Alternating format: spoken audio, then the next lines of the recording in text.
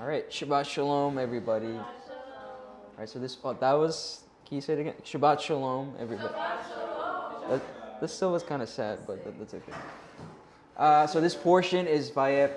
Am I saying that right? Okay, I'm saying it right. That's the whole chapter of Deuteronomy 31. It's a very short portion, so today it's going to be a short teaching, or maybe not, hopefully not. But in this portion, Moses is about to die. He's 120 years old.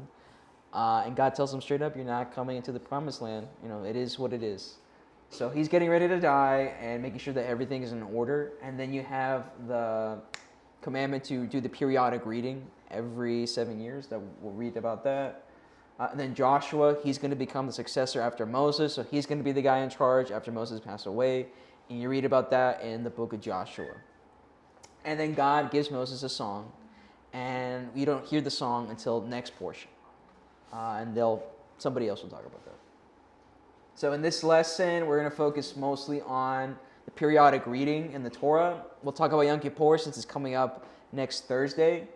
And then we'll talk about Matthew 4. Okay? So before anything, we're going to do the blessing. Baruch et Adonai Habarak, Baruch Adonai Habarak le'olam vayed, Baruch atah Adonai Eloheinu melech haolam, asher bachavanu mikohanim, v'natan lanu torato, Baruch atah Adonai Noten HaTorah. Okay? So in this portion, we have a periodic reading that they're supposed to do. Okay, somebody read this for me. How about Shael? Can you read this for me, please? And Moses commanded them, at the end of every 7 years, at the set time in the year of release, at the Feast of Booths, when all Israel comes to appear before the Lord your God, at the place that he will choose, you shall read this law before all Israel in their hearing. Assemble the people, men, women, and little ones, and the sojourner within your towns, that they may hear and learn to fear the Lord your God, and be careful to do all the words of this law, and that their children who have not known it may hear and learn to fear the Lord your God, as long as you live in the land that you are going over the Jordan to possess. Okay, sweet. So what is every 7 years? What is that specifically? Can anybody tell me? Sure. Well, not you guys, but other people. I said not you guys, but other people. Jaden, what happens every 7 years?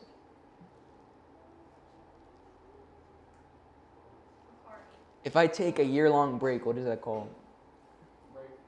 No, there's a term for that. What is today? Well, what do you say that in English? So a year-long one is a sabbatical. And then, okay, so in Hebrew, the name is, what's not an exact translation, but what is it? No, somebody said Jubilee, that's not right. Shemitah, yeah, so it's the Shemitah. All right, I'm probably butchering the pronunciation, but what happens on the Shemitah? Does anybody remember? I talked about it. Does anybody remember what are the rules? What happens? No, not a party. That is not correct. Feast. You don't have to have a feast. There's certain rules that you're supposed to do every 7 years. The slaves were released. Well, not all slaves, only certain slaves. Because what gets forgiven every 7 years? I think it's because you guys are young and you don't have that yet. Maybe that's what it is. Debt. Yes, debt. So any debt that you owe, it's forgiven. There's no more debt. And if back then people were slaves either because of war, if they lost a war, they would become prisoners of war, or they would have to pay back a debt. So if you owed somebody, let's say I owe Lucas a debt, now I got to cut his grass for 10 years until that debt is paid off, I would be an indentured servant, right? But every 7 years, debts are forgiven. So if you were a slave because of that, you would be free, right? And then also another rule is not work in the soil. So no tilling, no plowing, no pruning, nothing touching any vegetation or anything like that. You just got to leave it alone. Don't touch the field. You leave it alone. And then what happens with that crops? You guys remember? Yeah. Let homeless people grab vegetation. Kinda. Okay. That's what happens to all the food? If you're not working the land anymore, what happens to all that food? Give it away. To who? Homeless or people in need. Everybody. So if you're rich or you're poor, the food is free for you for that whole year. Yeah, I like that. That's just a pretty sweet deal, right? So it's a very happy time. What about Sukkot? Because we had to read at the end of every 7 years on Sukkot, we're supposed to read the Torah. What's the function of Sukkot? What's the point of it? Not you guys. Camping. No, not camping, no. Maybe to some people, yes, but. Obed Jr., how about, what's the function of Sukkot? Okay. You should know this. I have 6 months to live. What do you tell me? What? I'm sorry. In your best way. Pretend your dad's here. He's looking at you, waiting for the answer. That even makes me more nervous. Your mom? No. Does it make you Now nervous? it makes me more. Okay, pretend they're not here, because they're not. Oh, you have an answer? Yeah, to remember when the Israelites were in the desert, like the The tent stuff, yes. So to remind them that they used to live in tents and that God brought them from Egypt to the promised land. So that is one of the functions of Sukkot. They also had another name for this day. What was it called? It has to do with crops. What do you do with crops once they get grown enough? You harvest, right? So this was also called the Feast of Ingathering. So they would harvest a bunch of summer fruits and bring that all together, and they were recognizing that it was God that brought that harvest. And this is also an important feast. There's what do you call that? What's the name for that? Ben. Yes. What type of feast is this? Well, there's only 3 feasts, right? Truthfully, I forgot. Truthfully, you forgot. Okay. But what am I supposed to do for Sukkot? Do I just stay home? Where am I supposed to go? Well, if I'm in Israel, where am I supposed to go? To the temple. Who said that? Is it the temple? Yes, that's correct. So what's the name of that? What's the word? It starts with a P. Rhymes with pilgrim. When you got to travel, there's a word for that. What do you call that? Yeah, remember those guys?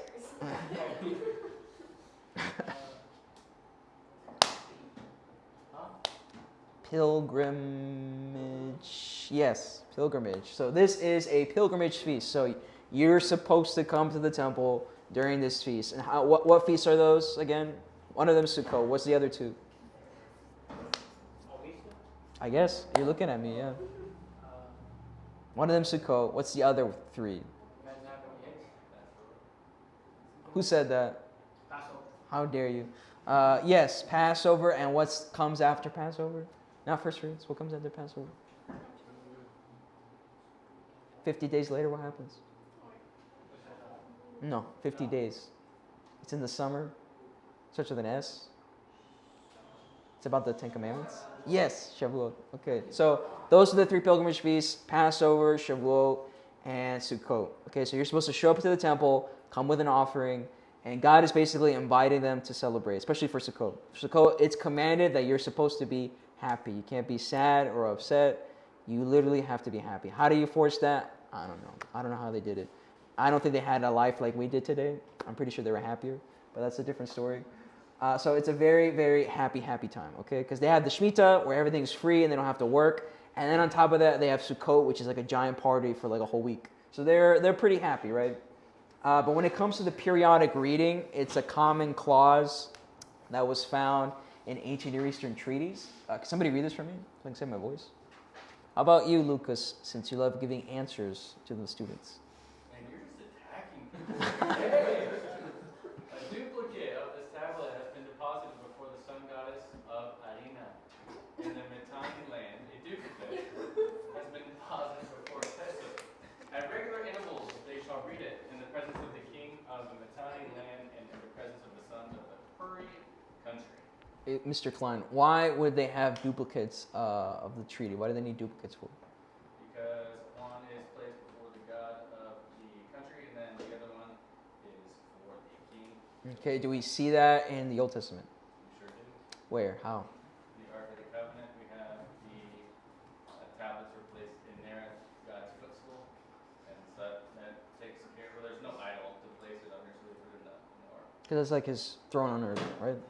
So yeah, okay.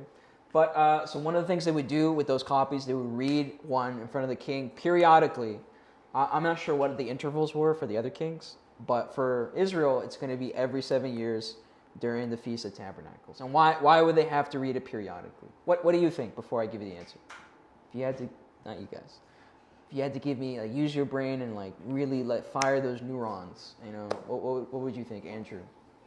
Why would they have to read periodically? They were illiterate. Yeah, they didn't know how to read. That's one thing. Yeah, they were hillbillies. No, I'm just kidding. So remember, that is a good answer. Thank you. And you're raising your hand.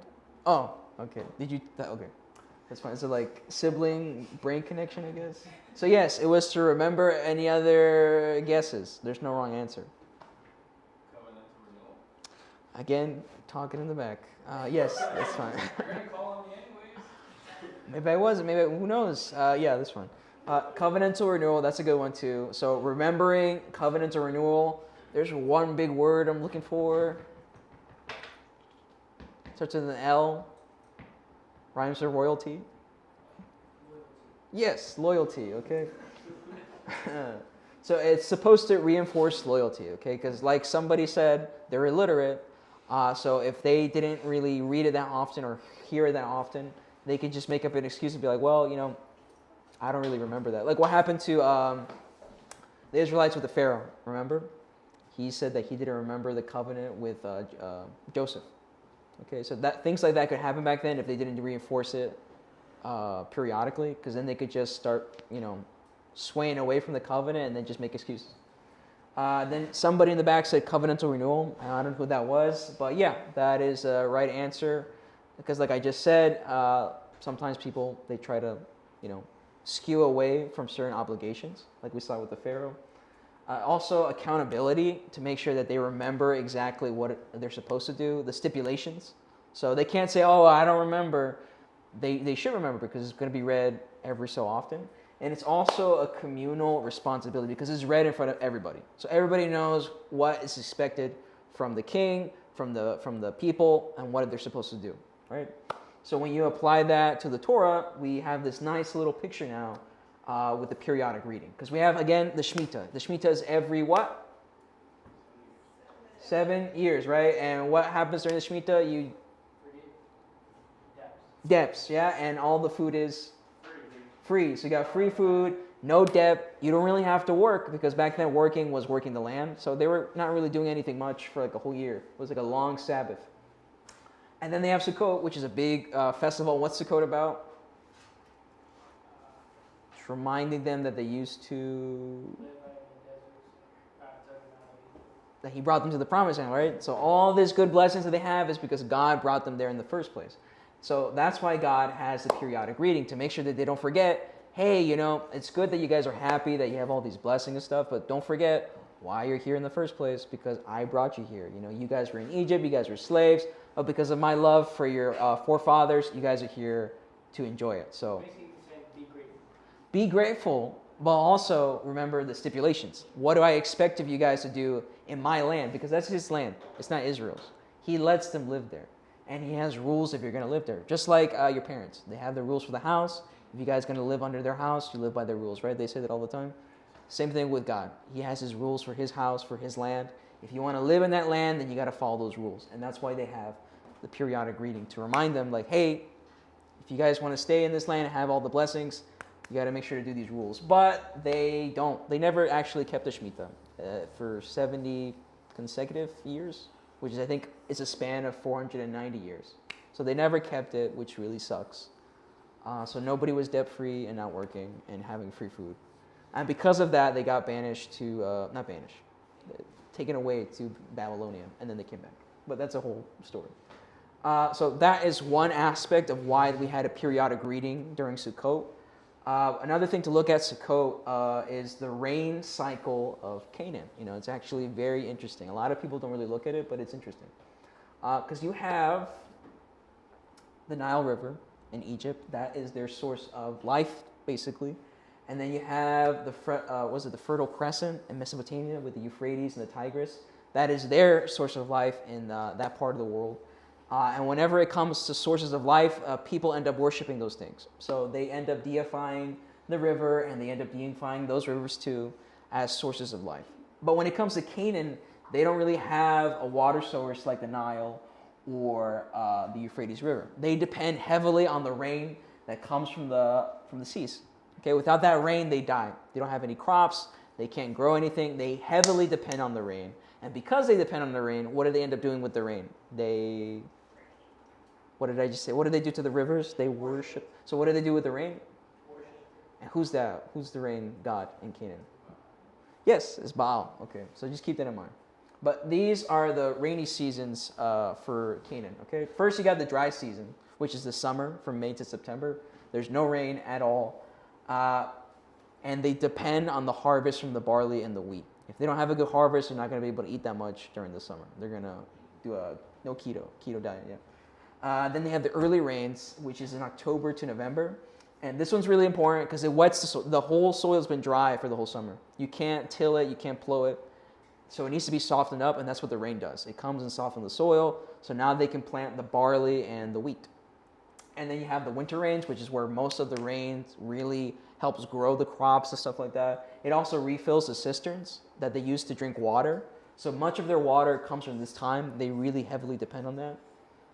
And then you have the latter rains, which what they do, they help bud the kernels of the wheat and the barley.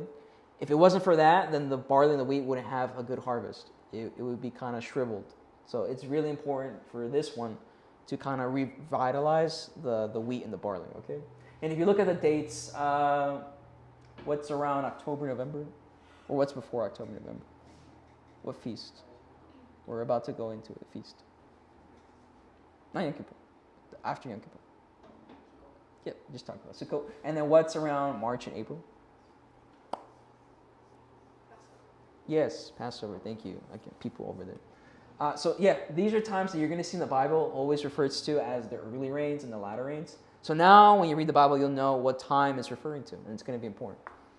And because of the rain seasons, you have also agricultural cycles, okay? So you have a plowing and sowing season in October to December. That's when they plant the wheat and the barley. That's also when the olives are pruned, the branches. You have the growing season in the winter from December to March, where all the winter rains wet the fields and they end up growing all the crops. The vine and the fig trees, they lay dormant until the spring. You have the barley harvest, which is from March to April. Feast of First Fruits is around that time, Passover. And then you have the wheat harvest, which is in May to June, and that's going to be during the Feast of Shavuot. And then you have the summer fruits from June to September. That's where you get the grapes, the figs, and the pomegranates. They begin to ripen. And then by the end of the summer, they get them. And that's when they get the grapes and they crush them for wine. So these are going to be the times. Because sometimes you read it in the Bible, it'll mention this stuff, but it's also referring to certain times. Did you have your hand up? Did the spies take any of these fruits? Grapes, yes. So that means they were during a certain time, right? But only people from that time or that area, they're going to know about that. That's why it's important that you study the culture, because it's not following our rain cycle, it's following theirs. I'm going to wait because I know some people take notes. I'm good? Okay. So let's see some examples of where, oh no, I have one thing. The olive harvest is in September to October. That's when the olives ripen right before the early rains, and then that's when they get crushed for oil. Which is interesting because that's also, they use the oil for anointing, and then right after that, well, yeah. So references in the Bible that help understand when you know about all this stuff. You have Hosea 6:3. It says that God will come like the latter rain. And if you read the chapter, it talks about Israel coming back to God and that God will heal them and restore them. And then it mentions that he's the latter rain. And the latter rain, again, like I said, it's important for revitalizing the barley and the wheat. And it's also around the time of Passover. And Passover is about what? Mr. Lucas, what's Passover about? Resurrection, God saving them from the dead. So you see, there's a lot of but you wouldn't know that if you didn't know about the rain cycles. And then you have Ruth 1:22 and 2:23. It says she came at the beginning of the barley harvest and then stayed there until the end of the barley and wheat harvest. So what time is that? Does anybody remember from the last chart? Or Crystal, you have your notes. What's the barley harvest? I wrote in cursive, so I'm not sure.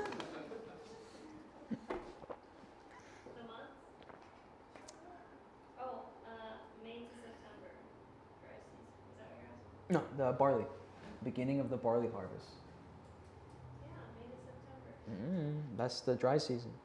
The barley harvest. Oh, I don't know. September, November. I'll go back. Barley harvest, The rain. March to April.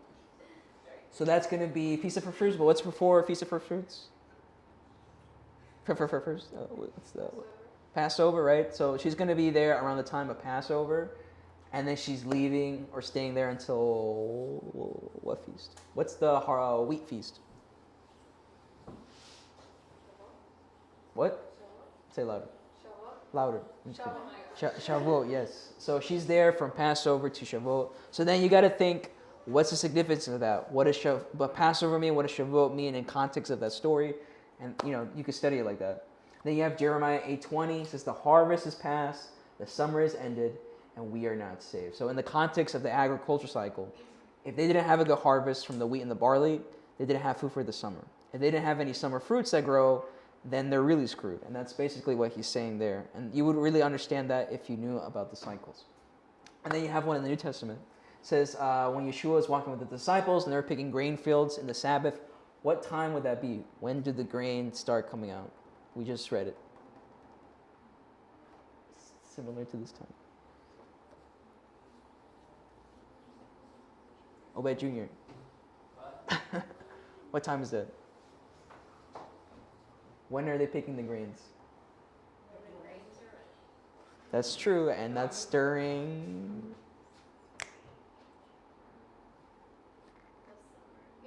not the summer. See that you have to remember that nothing grows in the summer. March, April, so Passover to Shavuot, maybe around that time, somewhere around that time exactly. Yeah. So yeah, it's very interesting to know this stuff because it helps you understand stuff in the Bible. So try to remember that, or at least take notes. Trust me, it's pretty cool. But like I said, what do they do? What do people do? They worship sources of life. They worship the Nile River. They worship the rivers, and then they, like Ben said, they worship the storm, and the storm god is Baal. Can you tell me some information about Baal? God, He was a type of god. What's some background information? he controlled clouds and stuff like that. I don't remember. I guess, yeah, he's a storm god, so yeah. What's his history? Do you remember?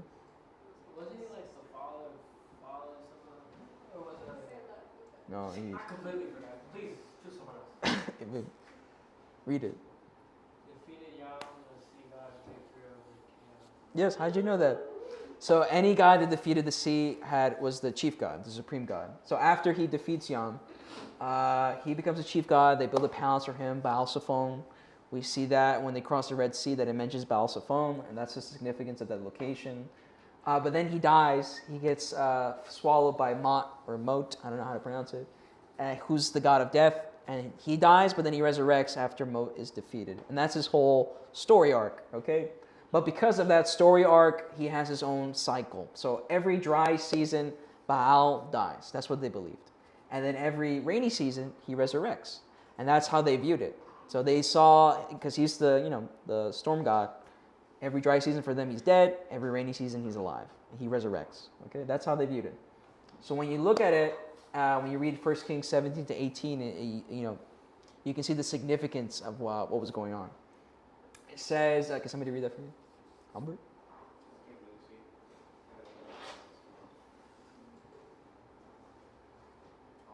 It's not that big. Come on.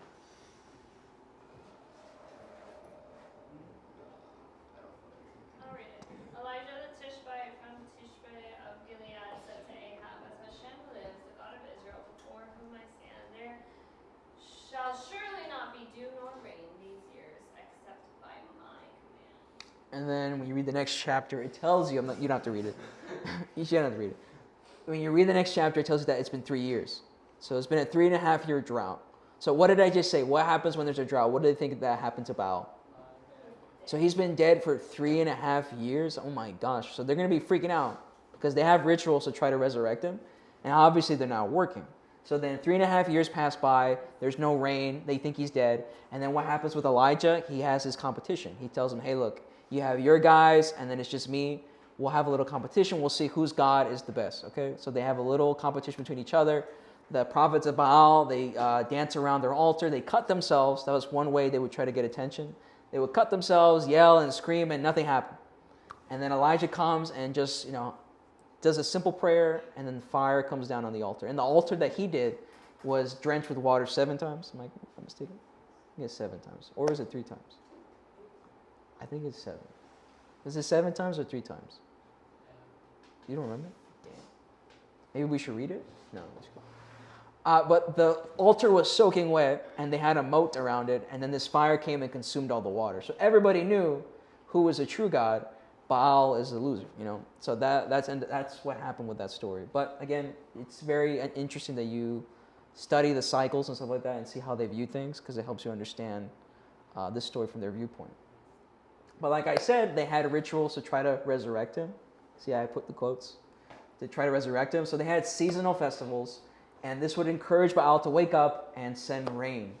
And it always fell around the rain season. So surprise, surprise, rain would happen after these festivals happen. It's kind of like the groundhog and Groundhog Day. If he sees his shadow, there's 6 more weeks of winter. But February, 6 weeks from then, is the beginning of spring. So it's always going to be 6 weeks more in winter. You know what I mean? So it's the same thing with these festivals. Of course, they happen right around the time the rain is going to happen. So for everybody else, it's like, whoa, it worked. But they're just following the rain cycle, right? They also had sexual rites and fertility ceremonies, which were crazy.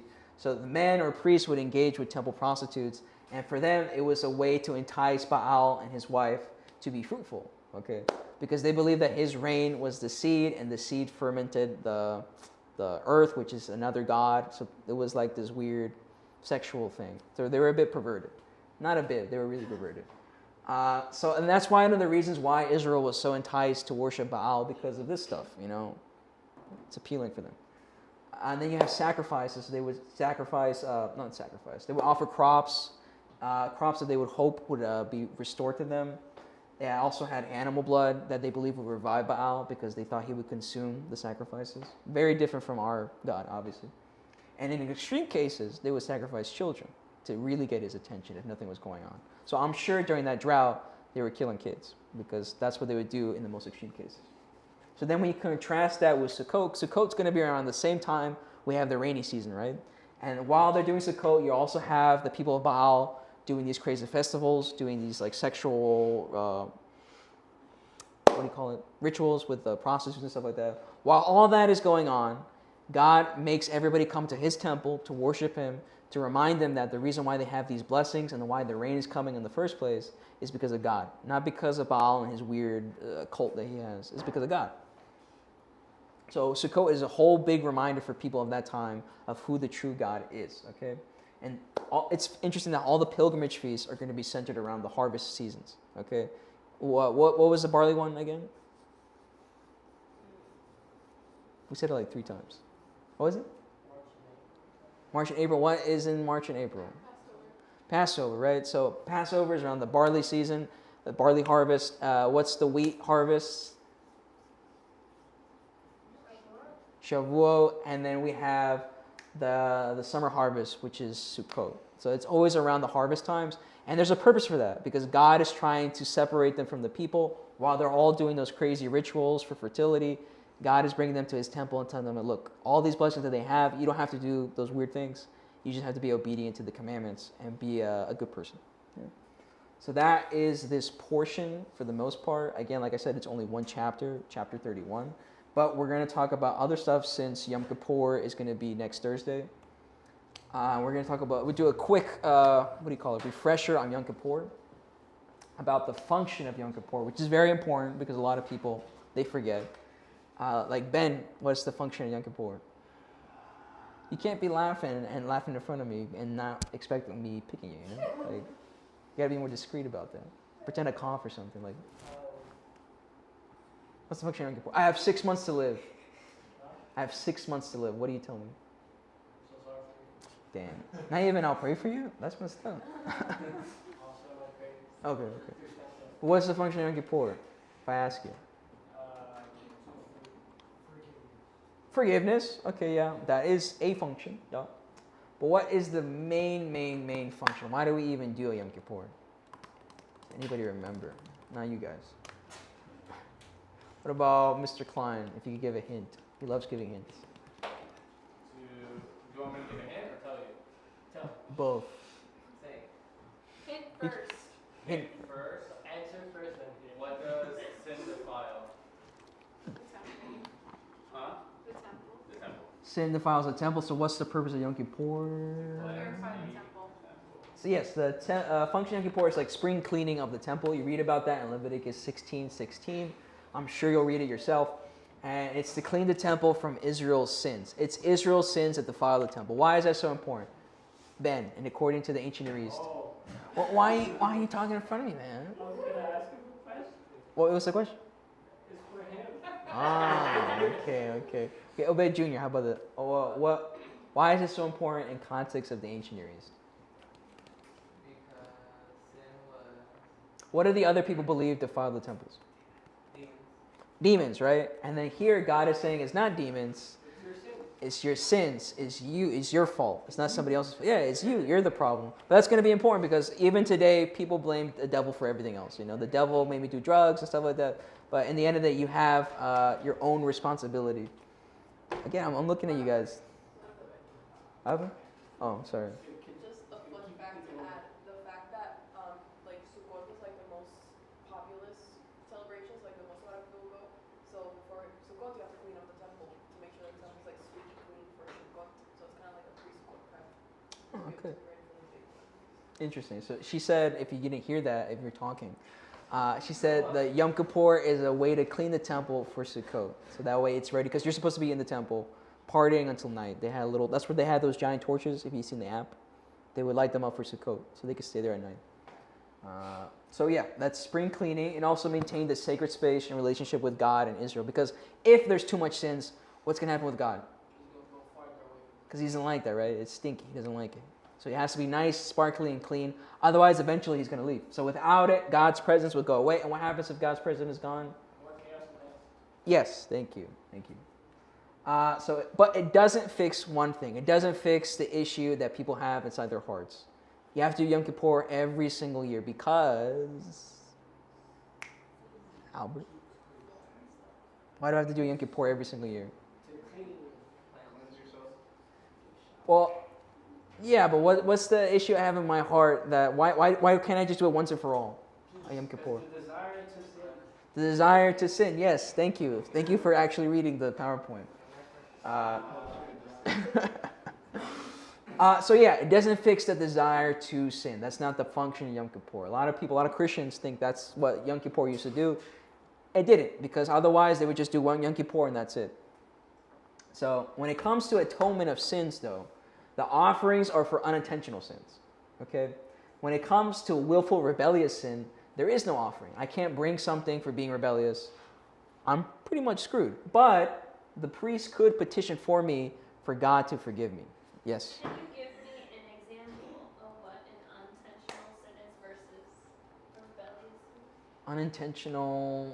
Yeah, I'll put myself on the spotlight after this. Okay. Unintentional is like say, I'll just use this quick. Say, oh, this looks similar like mine, so I'll just take it. And later on, I have it, I use stuff like that. I didn't know, it looked just like mine. So I didn't know. It's attention. But say, I know that's hers, it belongs to her. It's for her fault. Mhm. It's mine now. That's intentional. Intention. I guess, kinda. Well, I was gonna say, like, if someone gives me something like pork, but I didn't know it was pork and I ate it, it's gonna be unintentional. But if I knew it's pork So you didn't ask and I anyway. ate it, You didn't ask anyway. You should ask. actually, I think that would be a better example. Because the way it describes it, it says that unintentional sins are sins, if you did it on purpose, it would be death. You know what I mean? So let's say by somehow you end up working on the Sabbath by mistake. I don't know how that works. The only way that would work nowadays is because you're obligated to it. Maybe. I'm not really sure. But is there an example that you know specifically of an unintentional sin? Because I know in the book, the Avodas HaKabonot, it says it's a sin that if you did it intentionally, you would die. But otherwise, since you didn't mean to do it, it's not that serious. Manslaughter and Maybe manslaughter. Manslaughter. manslaughter is when you act like you don't mean to kill someone. Like I was walking and I'm like, oh, this is a funny rock, and I throw my rock and it hits her behind me and she dies. Oh my. Manslaughter, but I didn't try to. But I think there's an example like that in Torah that's like, if you throw a stone. Oh yeah. Yeah, it's the axe. Yeah, I just have an example. So when you have like a bowl and you're like, oh no, not a bowl, that's another one. But when you like make a hole like a pit in your yard and you don't like cover it up, and then somebody falls, that's kind of unintentional. But then if somebody falls again and you don't fix it, then it becomes intentional because you were like negligent. Yeah. Like, the first time it's like with a mole, like if your mole kills someone, but then it kills someone again, and then that's so it's unintentional at the beginning, but then it was like negligence. I wonder how many holes they dug back then. Yes. So let's say you have a job, right? Yes. But But you're a work that slave to the job. specifically- Yeah, exactly. You have to work the specific day. That be considered like an unintentional sin to work that day, or would it be considered like? I think it depends on the type of job. Like if you're a nurse and you have to save lives, that's fine. But that's I'm just saying like let's say like a regular job, like let's say Then that's an office job. that. No, well yeah, but- that could work too. But then that's different because if you're already keeping the Sabbath before, and you knew that coming up, then you should have said that to them. Because me personally, I have never taken a job if I have to work the Sabbath. If I have to work the Sabbath, I don't get the job. One time they almost made me work on the Sabbath, and I was gonna quit. And then the lady was like, "Oh, I made a mistake," and I was like, "Okay, good for you." So when it comes to that, if you know you're supposed to be keeping the Sabbath, and you already know about that, and you got this job afterwards, and they didn't give it to you, then that's not you. But if you had the job, and then you say, let's say, converted, and now you're keeping the Sabbath, and they don't want to help you, then that's not really your fault. You just got to find something new in the meantime. So. I think it depends also like on your intention. Because you're like, well, I'm not working on something I feel like, whatever, it's not a big deal. Like that's more like intentional. But if you feel like bad Since inside, you feel like horrible, and you're like, I don't want to be here. you can like, cry in front of your boss. But But like also if it's like a life and death, because imagine if you're like a dad and you're the only like provider in your house, then Yeah. in that case like you have to weigh both options. Obviously you're not gonna be happy about working, but you're not gonna be like But if you really can't find another option, then that's on you. If there is like another option that you can pick on, like there is like option A right there, and you don't take it, then that's on you. That's your loss. That's your I loss. think the thing is also like loyalty to Hashem, like how like you know what I mean? Like your posture, like I'm loyal to Hashem. No, for sure. Just tell your boss you'll be cursed if you don't. God will No, curse you. because I had that same No, don't say that. situation before though. Oh yeah. So I don't know. You just gotta hang in there and find something new if that's the case. In the meantime. Hashem will always provide. Or just be homeless and live in your car. That's fine. I endorse that. No, I don't. So again, the priest, he would petition for the sins of rebellion. But, there's like a little but. It's based on the discretion of God. So God is the judge. He's going to determine if you deserve forgiveness or not. And even if you are forgiven, it doesn't mean that punishment is going to be gone. Because in the Bible, in the Hebrew, when it comes to forgiveness, you can be forgiven, but it doesn't mean that the punishment is taken away. We see that with David. David made a very big sin. He should have been dead. He committed adultery, and then he killed somebody's husband. He killed the husband. So he should have been double dead, right?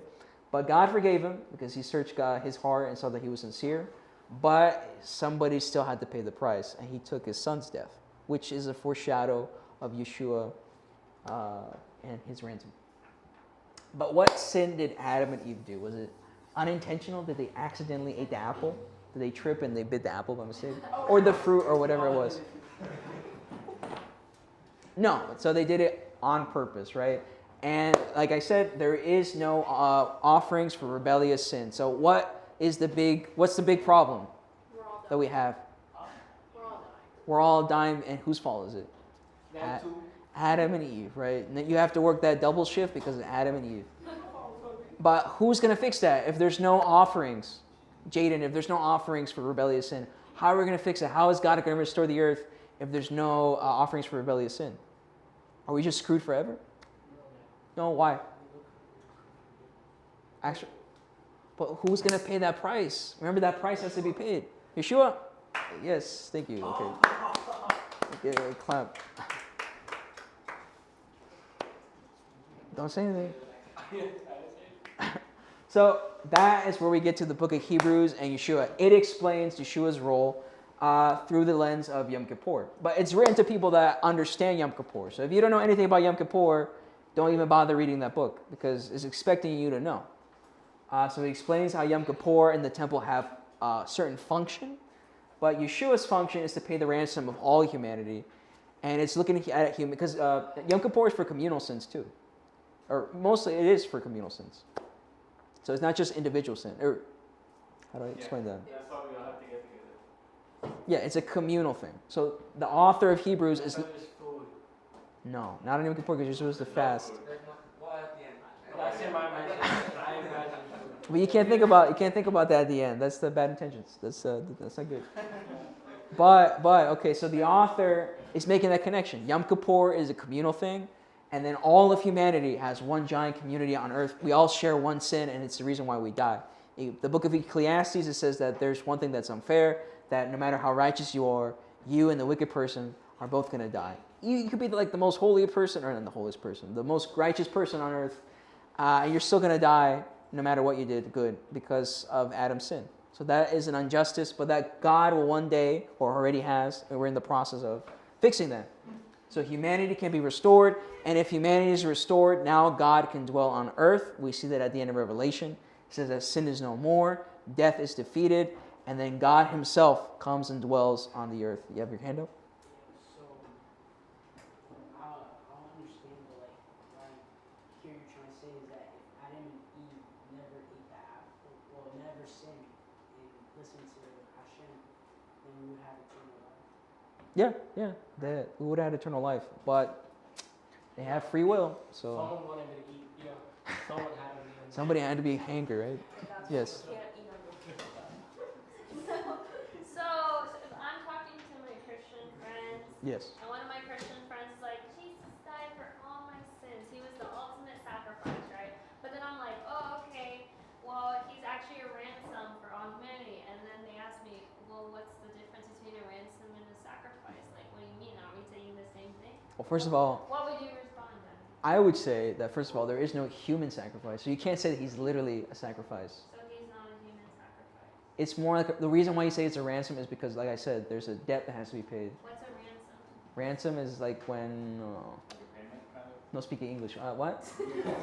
Kind of like a payment for a debt. Yeah, payment. Well, because ransom is more like in a hostage type of, like, think of like a hostage situation. Okay, I take Albert hostage, and I'm like, you got to give me $1,000 or I kill him. So death is keeping us hostage. Yes, very poetic. I know. You gotta like snap. You gotta do that with your friend. Be like, So what am I saying? what are you saying? What was the question? If they tell me, what do you mean, Yeshua? What do you mean Jesus is a ransom? Well, you gotta say that all of humanity has a debt, and that debt is sin, and the debt of sin is death. Right? As long as there's sin and we want to sin, we're always gonna have that debt. But Yeshua pays that debt for us. So now we can be free from that. But we're in the process of that. Until he comes back, it's never going to be fully restored. And where in the Bible do we ever see where someone's death pays? Well, like I said, David's son. David was supposed to die. That punishment has to be paid. And then his son took his place. His son, an innocent person, took his place.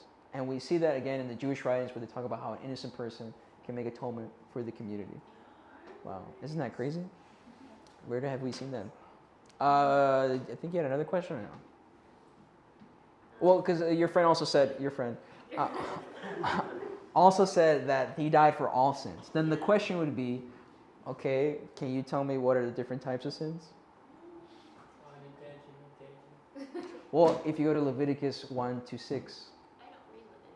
well, that's your fault. That's exactly why we're talking. Now, Leviticus 1-6, it talks about the different offerings. What are the main 5 ones? Main 5 offerings. You gotta go like this when you see your friend. Well, one of them is done every single day, and it's completely burnt. What do you call that? Bird offering. Wow, good guess. The Olah offering. Excuse me, We're trying people. to figure it out. I'm helping you figure out. I'm the teacher. It's my job. Okay, So there's one that's burnt daily. That is they burnt. Daily burnt one. The burnt. Burnt offering. Yes, the burnt offering. That one it says it's going to be for minor sins, like very, very tiny sins. Okay, not a big deal, but you should get it, dealt with. That's the burnt offering. And then you have. Oh, what? I'm waiting for you to think. Remember, we're gonna have to do it all again. Types of offering. So there's the olah, the burnt offering. There's Hasham. Remember Hasham, shame, guilt offering. That's when you make a sin against God or against His people. So if you steal from somebody or you desecrate something that's consecrated, you have to bring in a Hasham offering. Okay, so that's one type of sin. And then there's a third one. We just talked about it. Third, opposite of intentional. Unintentional sins, and that offering is called the purification. Why is it called the purification offering? Yeah. Why? Can you give examples of why? You touch Just in case. the corpse. No. Wait, no. No, that's an Hasham offering. Well, there's 3 cases, I'll help you, where you have to bring a purification offering or a sin offering in your Bible, it says. When a woman gives birth, when you complete a Nazirite vow, or when you build a new altar, which are not sins, right? Those are all good things. So why would you bring something called a sin offering for something that's good? So then the translation should be purification offering, because it's purifying the altar and the area from, what do you call it? Not death, but I was going to use impurities. Impurities was the word I was looking for. Contamination, yeah. So those are the 3 sin offerings, okay? If there already is sin offerings, why do you need Yeshua? If you already have offerings for sins. So there's more intentional sins than unintentional sins. Not really. But that's a question that a lot of, not apologists. What are the Jews? No. The Jews that are against anti-missionaries, yes. They'll ask you, hey, there's already 3 offerings for sins. Why do you need Jesus? If to die for sins, if there's already sin offerings. Because there's no sin offering. There's no offering for death. For rebellious sin, right? So yeah, how is God going to restore everything if there's no offering for rebellious sin? That's the question that you have to ask them if you ever bump into them. And they'll be like, I don't know. Because they don't even study either, but it's different. But anyways, humanity is restored and then God dwells in the garden. Right now, excuse me, people in the back. What's the question? Ask me. What's rebellion? Rebellion. So it's bad and you do it anyway. I'm gonna break the Sabbath. I'm gonna eat that pork. Or I'm gonna talk in the back even though I'm not supposed to. Whoa. You don't have to go that far. But right now, we're in the middle of the 10 days of awe. So from Rosh Hashanah to Yom Kippur, these are known as the 10 days of awe. So this is when they say the book of life is open and God examines everybody's hearts and sees if you're going to be, alive or dead in the coming year. That's what they say. And I believe it. So this is a time where people, try to repent, try to ask God for forgiveness, to make things right with everybody, because you can't ask God for forgiveness if you are Intentionally doing that.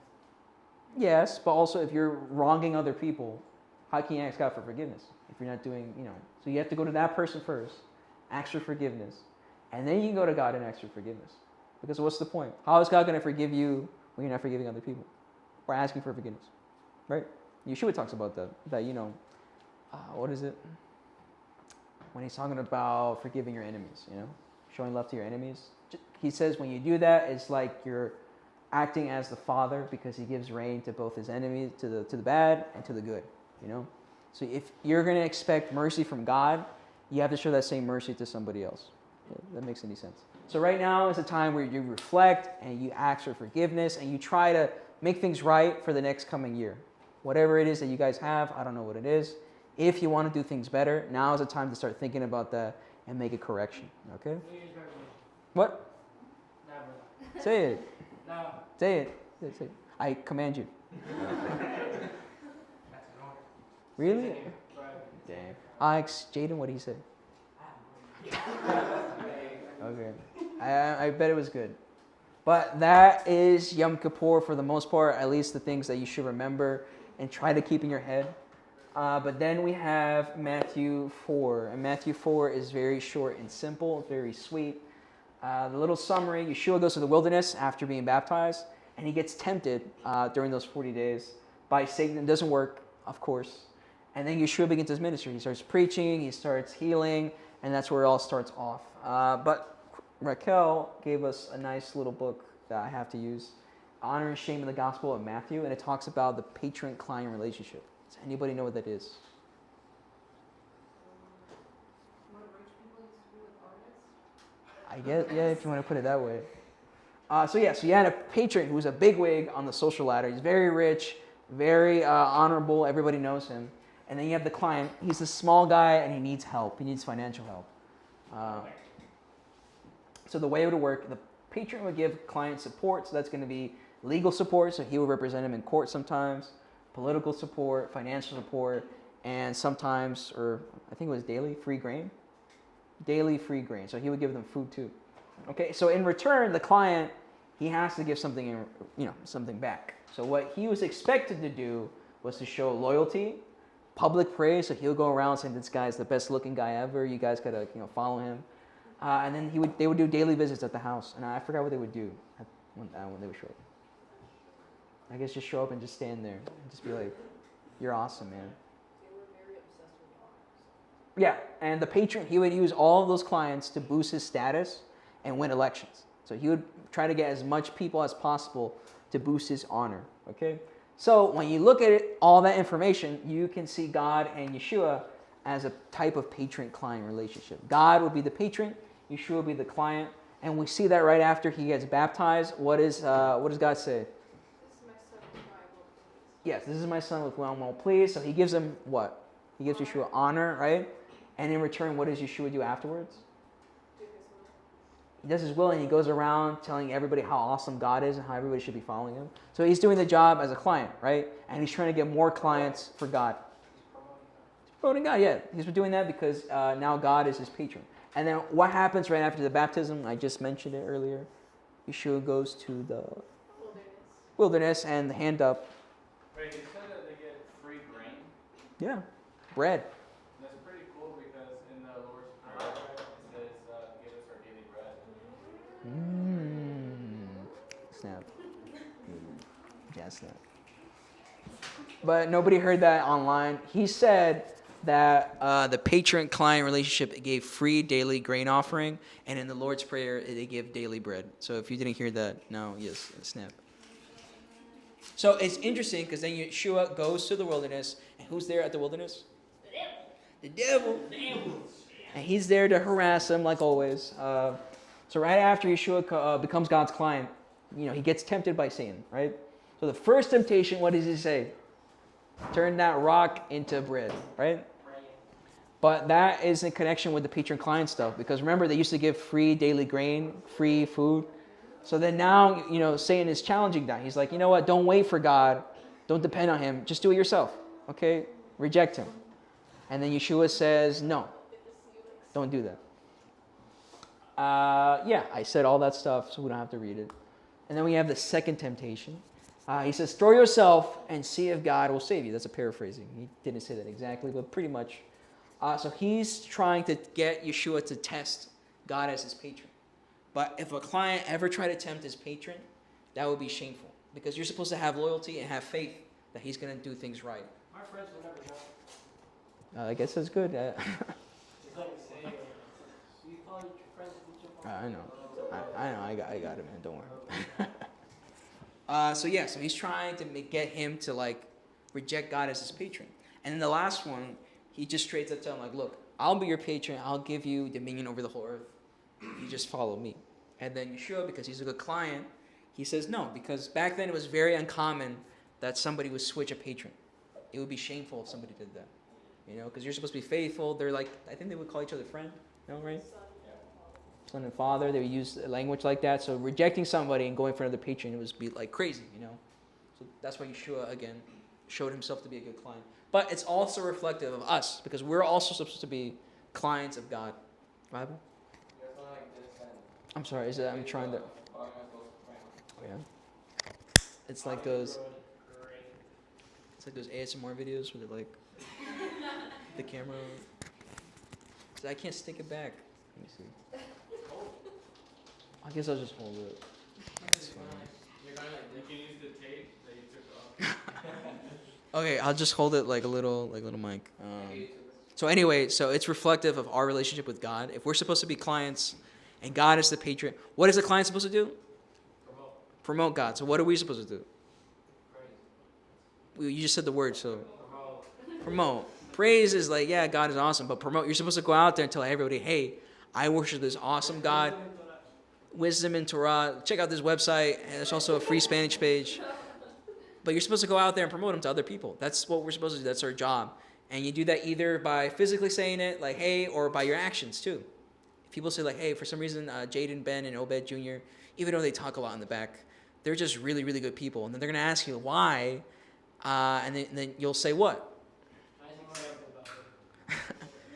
You'll say what, though? What do you say? Why are you so good? Why are you good people? You failed as a client. You're supposed to say, because I follow the Torah, which is given to me by God. And then, now God looks good, and now everybody wants to, maybe I'll come to church, something like that, We give out free food, yay. Not all the time. It's not a guarantee. But that's what we're supposed to do as clients. We're supposed to promote God and also expand his clients. So that way his honor can go up, and everybody will praise him as the one and true living God. So we're supposed to see this story with Yeshua and Satan as a reflection of us. Because even though we don't worship other idols and worship other gods, we still have that confliction, right? Where either you serve God or you serve the world, right? Or you serve your desires. And we have to make sure that we be like Yeshua and we stick to the narrow path and we reject the world as a patron and we accept God. Okay?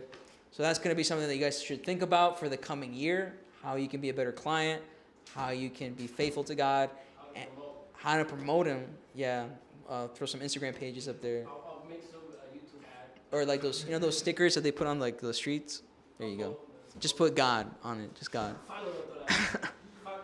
Or Rico's face. Rico's face with like a barcode. But yeah, so think about that. Think about the seasons, the rainy seasons. Remember that. I know it's a lot of information. And we're going to end the Torah cycle. We're going to start at, what is it, the fourth one? The third? I think it's the fourth one, right? Fourth. So fourth year, another year of studying, more learning. We'll always keep learning, yeah. I'll always keep asking you guys tough questions. So yeah, just be ready for that. Thank you.